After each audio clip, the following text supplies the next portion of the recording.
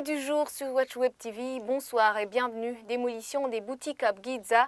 Dans la matinée de ce jeudi, des policiers ont fait une descente dans la zone de Bgiza. Ces derniers étaient venus superviser la démolition des kiosques en bois et des petites clôtures en roseau construits dans cette zone.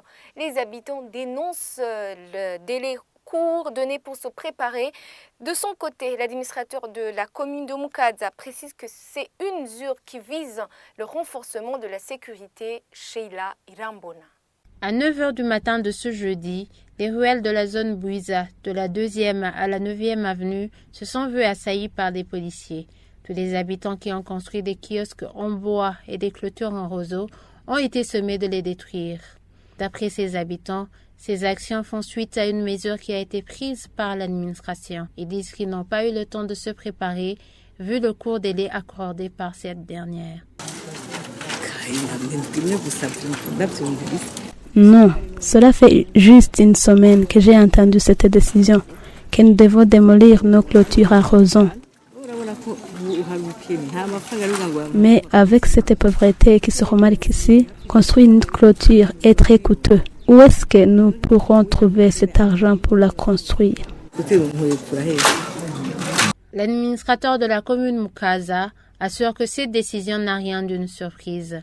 Il affirme qu'elle a été prise conjointement par les autorités et les administrés dans le but de protéger les infrastructures publiques et d'assurer la sécurité. Je sais qu'on a fait beaucoup de réunions et jeudi passé aussi, on était au chef-lieu de la zone Bouiza et tout le monde était sûr qu'aujourd'hui, on va entamer le travail. En plus de cela, ce n'est pas tout simplement qu'ils ont occupé les espaces où il y a des infrastructures publiques.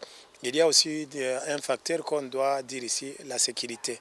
On passe dans ces derniers jours en constatant qu'il y a des bandits qui se cachent dans ces petits kiosques que vous avez vus.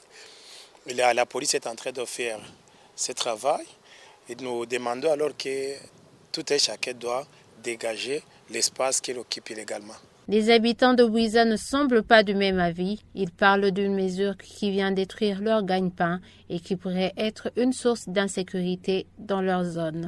Ce que nous attendons, c'est juste seulement des voleurs. C'est une perte. Je ne sais pas où je vais amener ce charbon. C'est la faim qui nous guette. On ne sait pas ce qu'on va faire parce qu'on tirait notre gagne-pain ici. L'administrateur appelle ceux qui ont été obligés de démolir leurs kiosques d'intégrer les marchés de la ville. Dorénavant, ils ont déjà un capital. Ils ont des produits à vendre. C'est-à-dire qu'on va les installer dans des espaces publics connus. C'est-à-dire, c'est lui qui vend des charbons, c'est lui qui vend des tomates, c'est lui qui vend des fruits. Il y a des déplacements au marché.